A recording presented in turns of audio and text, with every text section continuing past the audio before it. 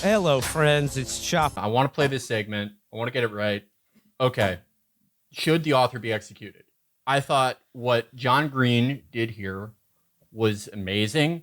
He really subverts your expectations. You know, at first you're like, this teacher should die because obviously, even if they're the same age, she has a power dynamic over the student because she's a teacher, right? Okay, teachers can do anything from take an apple you give them to get you all the way into the university.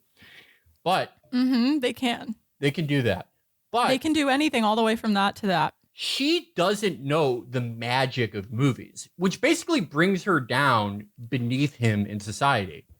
Well, and then 100%. Then also, you know, and this was, I don't know how much things have changed.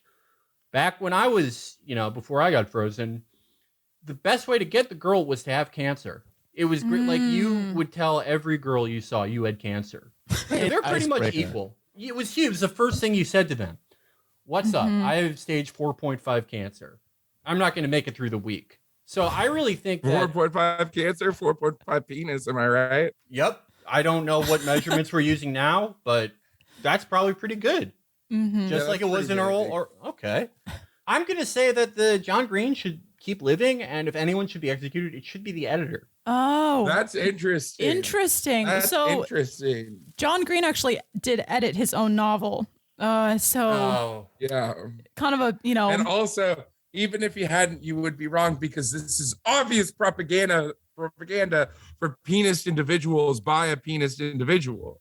She's trying to also never ever would a penis individual be a victim like this. Yes. So also, like, if I can point out that you know, the kind of emotional arc of the movie is this teacher, this 17-year-old teacher, learning about the magic of movies. And I don't know if you've seen a lot of movies, or if our listeners have seen a lot of movies, but a lot of movies, you know, feature relationships that are now problematic.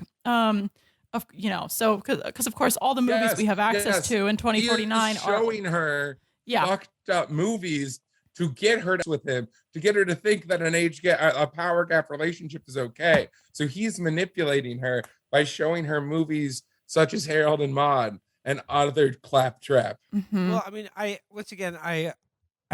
don't know about the social mores and customs of today, but you know, power gap, age gap, I think we can all agree. Just trying to teach anyone to love movies is something that I support. So I would say I'm voting for a stay of execution. I mean, do people still watch movies? I would be careful. Well, let me explain. So the only movies that we have access to in 2049 are old movies because all actors, the majority of actors in the world were imprisoned or put down due to participating in age gap relationships.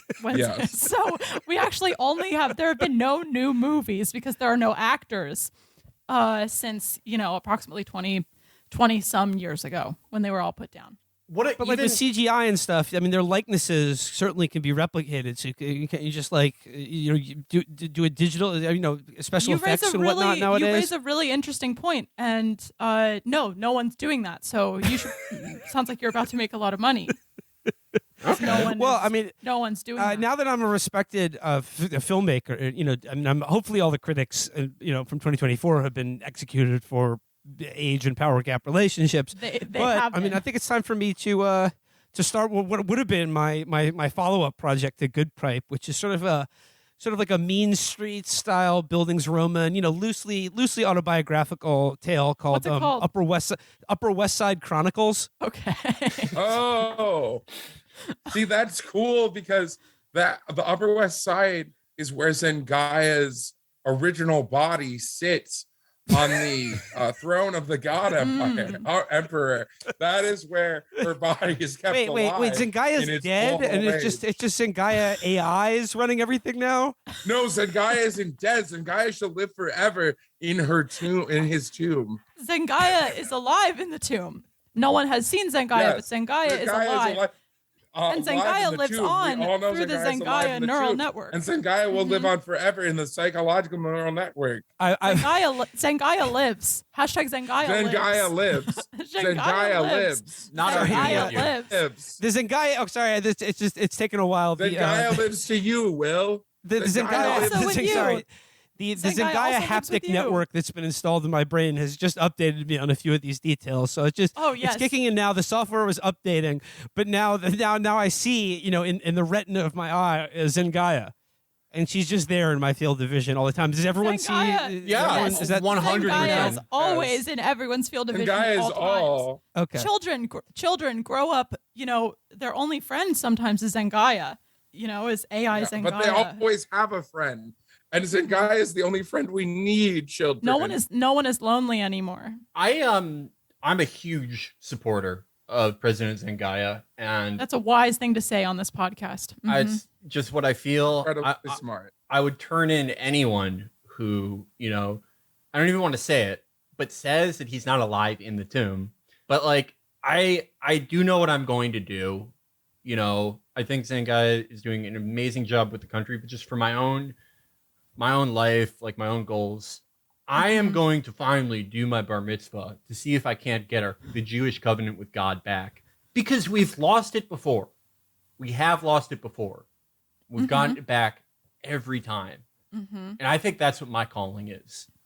Is there You'll have to clear that with Zendaya, but sure, okay. sure. But I think it's possible. Is there, who's like, okay, I don't know what is or isn't okay to say now, but like, since we lost the covenant, what ethnicity is the average Hollywood producer? Well, it's really hard to tell because they all wear really intricate masquerade masks. Kind of like and that. What's old interesting movie. is that there are so many producers, but no movies.